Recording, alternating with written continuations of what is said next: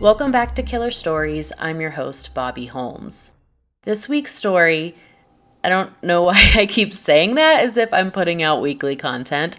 This episode's case was suggested by listener Abigail Vega Medina, and she's been a loyal listener from the beginning, always super engaged, and discusses cases with me after the episodes air.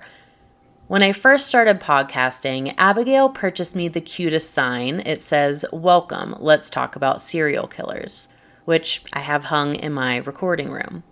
And she shops the Killer Stories merch link. Super thankful to have listeners like you, Abigail. She wanted me to cover Shelly Knotek. Michelle Watson was born April 15th, 1954 in Battle Ground, Washington. Her parents were Les and Sharon Watson. Michelle, who went by Shelly, had two younger brothers, Chuck and Paul. Les and Sharon separated when the kids were very young. The children lived solely with their mother up until Shelly was 6 years old. Sharon created a very dysfunctional household. She was an addict, alcoholic, and went through a slew of abusive boyfriends. When Shelly was 6 years old, Sharon dropped her and Chuck off with Les for good, and Shelly never had contact with her mom ever again. Strangely, Sharon kept their youngest child, Paul, with her. Les had remarried to a woman named Laura. Shelly and Chuck's arrival was quite the surprise to her. Les never even mentioned to her that he had children. But then she thought back to when they first met, and Les said he was 4 years older than her. But in reality, he was 10 years older. Nothing like starting your relationship off with a lie. Now Laura finds out he's keeping secrets, big ones, like 3 children from a previous marriage. Nonetheless, Laura stepped up as the mother figure for Shelly and Chuck.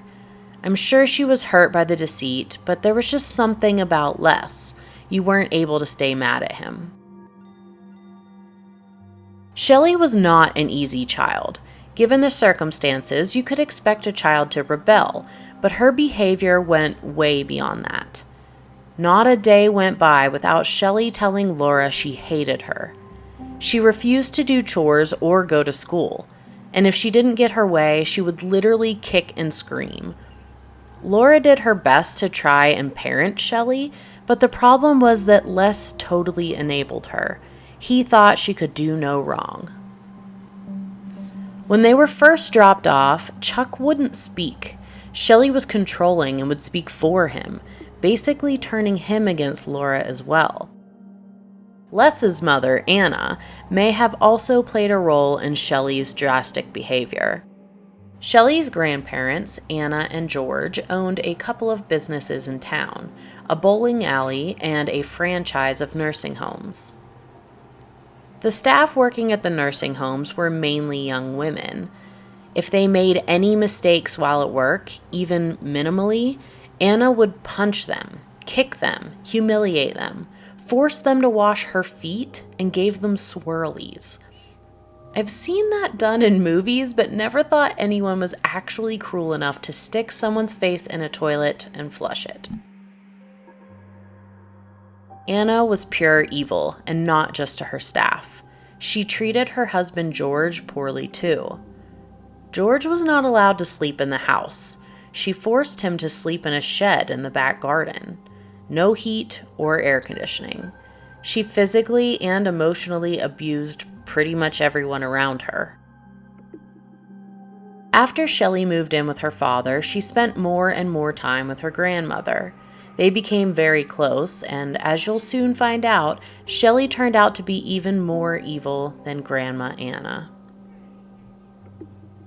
In 1967, Shelly's birth mother, Sharon, passed away. She was murdered, actually. According to Les, Sharon and her man of the moment were, quote, homeless drunks living on Skid Row. She was beaten to death. I'm not sure who her killer was. One source said it was her boyfriend. Others state it was just an acquaintance, most likely during a drug deal. Shelly was around 13 years old at the time and showed no emotion to the news of her mother's death. However, her behavior got even worse. Now that Sharon was dead, Shelly's youngest brother Paul now lived with them, and Shelly resented him badly. Her and Chuck were abandoned by their mother, yet she kept her sweet baby Paul. Shelly was constantly tormenting both of her little brothers. She had to be the center of attention at all times. This makes me cringe. Shelly would place pieces of broken glass into the boys' shoes. She then sat by and waited for them to put their shoes on and scream in pain. She found this amusing. In 1969, Shelly stooped to a whole new level. One day she didn't come home from school. Her concerned father and stepmother called the school. They said that Shelly was being held in a detention center. They thought, oh boy, what'd she do now? But Shelly wasn't in trouble. That day, she walked into the school counselor's office and claimed her father raped her. It was a lie, but they took the claim seriously. Les was very upset, but instead of being angry with her at the horrible accusation, he catered to her every need in hopes she would come clean. True or not, it was now the talk of the town. A physical exam showed that her hymen was intact, indicating Shelly was still a virgin. Laura was appalled and tried to figure out why Shelly would say such a thing. She went about searching Shelly's room and found a True Confession magazine with the headline, "I was raped at 15 by my father." Shelly never came clean or apologized, but Laura assumed this article was her inspiration for the false claim. Shelly didn't care who she hurt as long as she was the center of attention, even if it was dear old Dad. Her behavior was becoming too much to handle, so she was sent to live with her step-grandparents, so that would be Laura's parents. And of course nothing changed. She continued to be an absolute nightmare. If she was given the chore of doing dishes, she would never actually wash them. Instead, she just threw the dishes directly into the garbage can. Shelly would offer to babysit for family friends, but would just barricade the children inside a room with heavy furniture. That way she didn't have to deal with them at all. She then went on to claim that her step-grandfather sexually abused her. Also a lie, obviously. When her grandparents were no longer able to handle Shelly, Les and Laura decided to send her to boarding school. But she was expelled after she did the thing with broken glass in people's shoes. In 1973, Shelly was 18 years old. She began her adult life and met her first husband, Randy Rivardo. Randy was really shy, making him the perfect choice for Shelly because she was able to dominate him and he wouldn't dare stand up to her.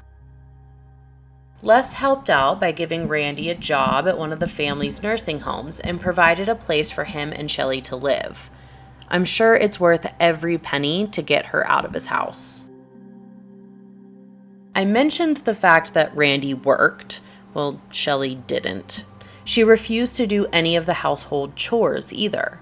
She would repeatedly lock Randy out of the house for no apparent reason, forcing him to sleep in his car. Sounds like she got that from Grandma Anna. Les continued to enable her. Shelly asked him to have all Randy's paychecks sent directly to her.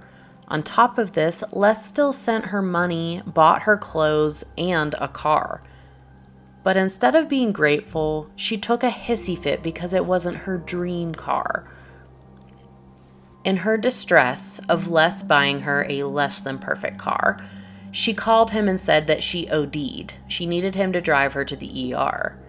She put on a show and they pumped her stomach. Turns out she only had taken 2 aspirin.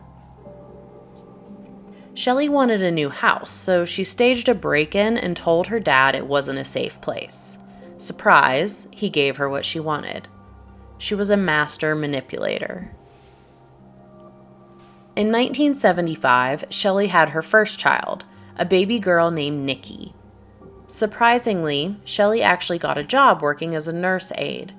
I assume they needed the extra income now that their family was growing.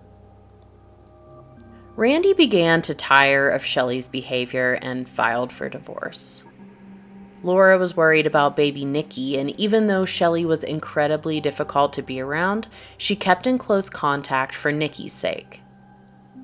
Shelly remarried. Her second husband's name was Danny Long.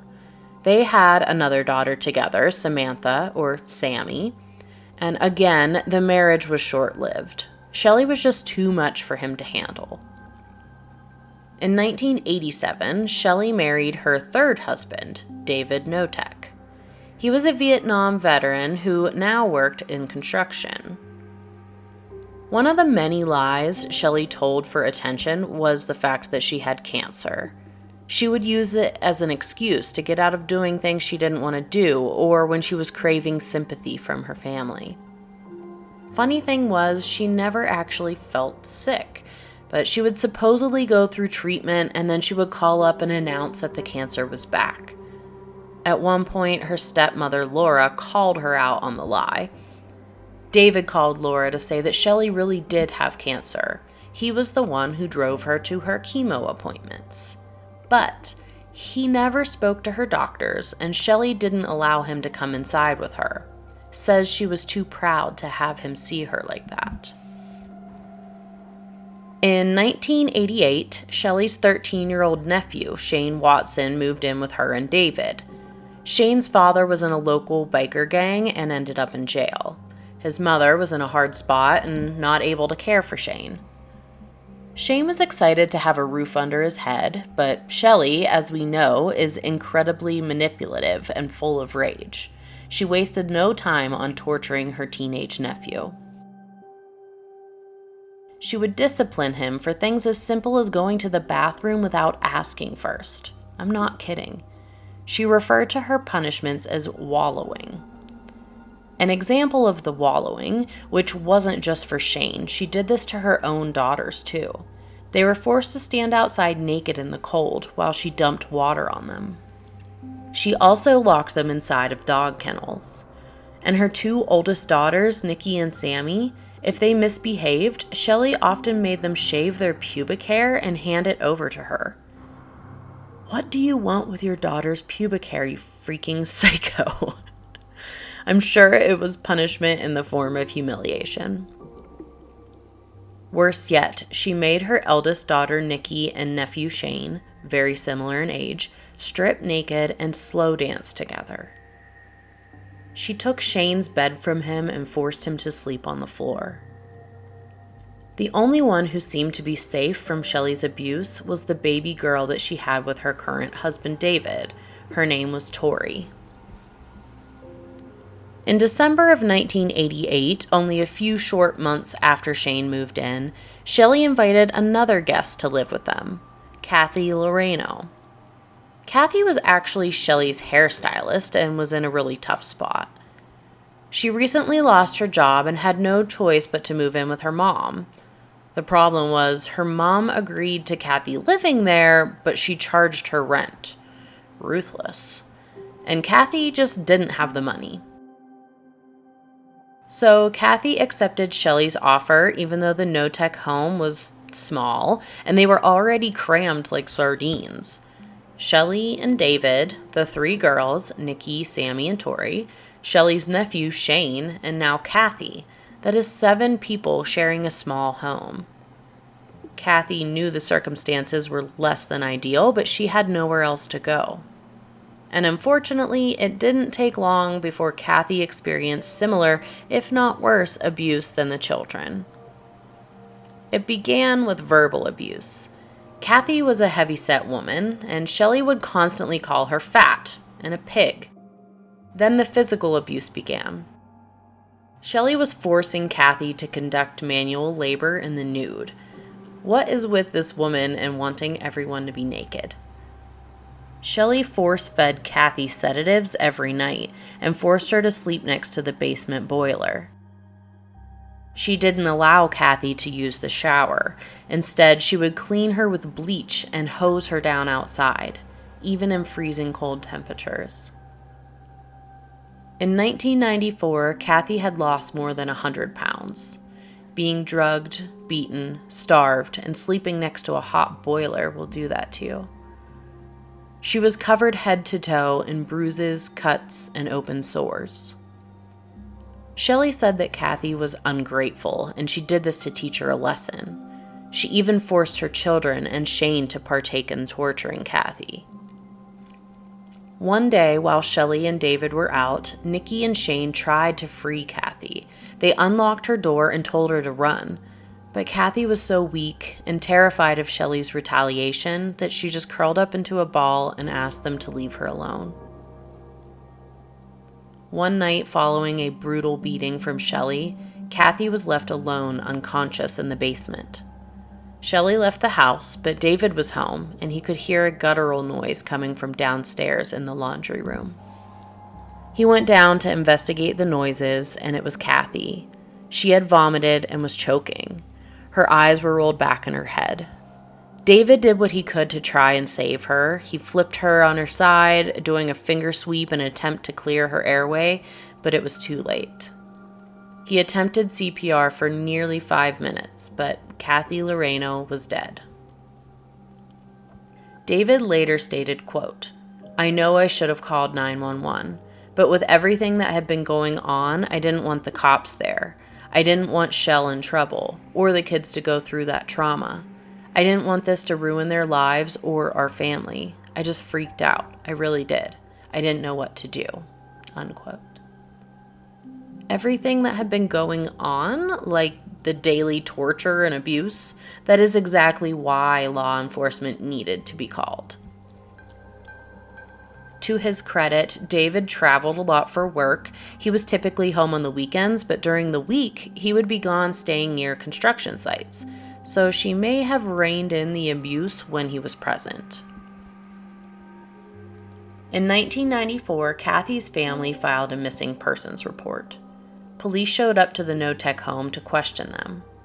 Shelly admitted that Kathy had stayed with them for a while, but she met a man who worked as a long-distance trucker and moved out to travel with him. As per usual, Shelly was very convincing. She even showed multiple postcards that were supposedly sent from Kathy on the road. In February of 1995, another house guest was reported missing. This time, Shelly called police to say that her nephew Shane was missing. But a few days later, she phoned police again to let them know that she had heard from him. Shane had sent a postcard letting her know that he was safe. He landed a job on a fishing boat in Alaska. And nothing more happened with either missing person report. Police just took Shelly's word for it. I mean, the postcards are solid proof, right? As the children got older, her eldest daughter Nikki was getting stronger and more brave. When Shelly abused her, she fought back. Shelly was unable to control her any longer and sent her to live with David's sister, Trisha. In 2001, Nikki got a job cleaning hotel rooms. Her boss offered her a mobile home to live in. She was on her own and decided it was time to speak up. She went to police and detailed the abuse she endured at the hands of her mother and what really happened to Kathy Loreno. After she gave her statement, the realization of what Shelly may do to her hit. She went into hiding out of fear. Because she was no longer available to speak with police or testify, there wasn't much they could do. Sammy graduated high school and applied to college in hopes of escaping the hell she called home. But Shelly didn't want her to leave. Sammy was apparently her favorite child, not that it saved her from abuse. Shelly purposely mishandled the application, causing Sammy to miss the cutoff date. Sammy felt she had to get out one way or another. She ended up moving in with Shelly's father, Les, and his wife, Laura. Well, Shelly didn't like her being out of the house, so she offered to pay for Sammy's tuition if she moved back home. She took her up on the offer and moved back home while attending college. Like Nikki, Sammy started standing up to her mother. Until now, 13-year-old Tori hadn't experienced abuse like her older sisters. But now that Sammy was around less and less, Tori was the only one left. So, Shelly started beating Tori. She would make her undress in the living room and physically measure her development as she went through puberty. She measured her breasts and examined her pubic region. 57-year-old Ronald Woodworth was a man down on his luck. Fresh off a breakup with his longtime girlfriend, he was now homeless and unemployed. Shelly had once cared for Ronald's mother when she worked as a nurse aide. She just loved to prey on vulnerable people and invited Ronald to live with her family in 2001. Police suspected Shelly of foul play with Kathy, but had no proof. They knew that she had a new house guest and he could be in danger. They would occasionally swing by to check on Ron, but he avoided them like the plague. Say he was outside in the yard, he would literally run away if he saw them pull up. He was terrified of Shelly and what she would do to him if he even spoke to the police. Along with Ron came another guest, a man he cared for named James McClinta. He went by Mac. Not long under Ron's care, Mac died from a fall. Apparently, Mac left everything to his dog, Sissy. But guess who was the guardian of Sissy? Shelly. And when the dog then died shortly after, Shelly collected the inheritance. I didn't even know you could leave an inheritance to a non-human. Ron was also forced to conduct manual labor, including outdoor yard work in the nude. Shelly made him jump off the roof of their home, which injured his feet pretty badly. She offered to clean his wounds. How nice of her. Except she used boiling water and bleach, causing his skin to literally burn off. Like the previous house guests, Ron would go missing.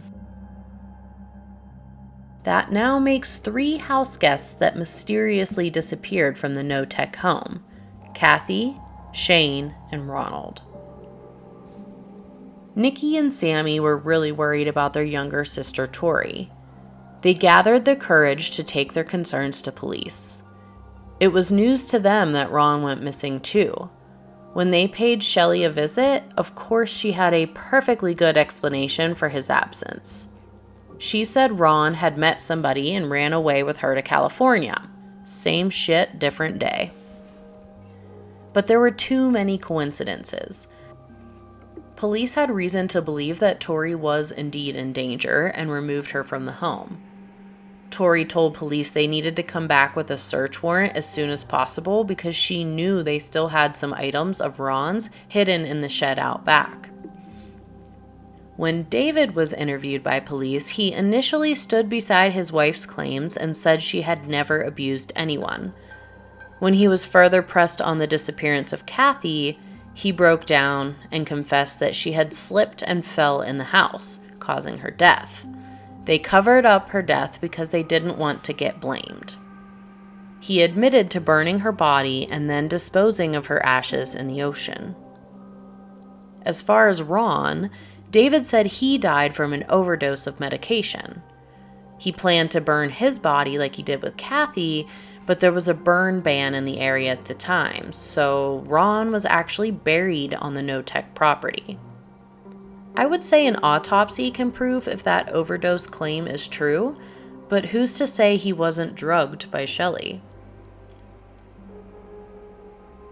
David was immediately arrested following this confession. So was Shelly, who made a scene and acted completely shocked. Ronald Woodworth's body was found on the property as David described, but there was another bone fragment discovered that did not belong to Ronald. Police questioned David again, and he broke down. He admitted to killing his nephew Shane. Shelly convinced David to kill him because she thought he was going to rat on them about killing Kathy. Nikki recalled finding photographs of Kathy and Shane's belongings. Kathy looked horrible, battered, bruised, and starved. Nikki doesn't know why, she was just a kid at the time, but she took the photos she found to her mother. Nikki feels horrible now, but she believes Shane's possession of these photos is ultimately why Shelly and David killed him. David shot Shane in the back of the head and burned his body, throwing the ashes in the ocean just like he did with Kathy. But one bone fragment was left behind. The truth is, they hadn't even confirmed the fragment to be human. It could have been an animal, but they didn't need to test it because now they have David's confession. Also found on the property were photos and videos of Shelly torturing Kathy. Remember Sissy, the dog? Well, I assumed when Shelly reported the poor dog dead that she killed her too. But no, Sissy was still alive and living with the Knoteks. That was just a lie to commit fraud and take Mac's money.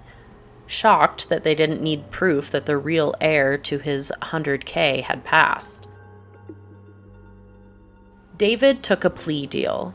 He told police everything he knew in exchange for 15 years in prison, a much lower sentence that 3 counts of murder deserves. Shelly took a plea of her own, an Alford plea. I just recently discovered this type of plea listening to another true crime podcast, and to be honest, it's a bit mind-boggling. An Alford plea is pleading guilty without admitting guilt. It's a voluntary and some might say intelligent choice to avoid a harsher criminal sentence. For example, let's go back to the very first Alford plea. The 1970 case of North Carolina versus Henry Alford. There was a lot of evidence stacked against Mr. Alford on a second-degree murder charge. He was facing the death penalty if he went to trial. To avoid the death penalty, Henry Alford pled guilty, even though he swore he was innocent. This gave him the lesser sentence of 30 years in prison versus life or possibly even death. One of the ways an Alford plea is different than, say, a no contest plea would be if there is a civil litigation related to the criminal trial.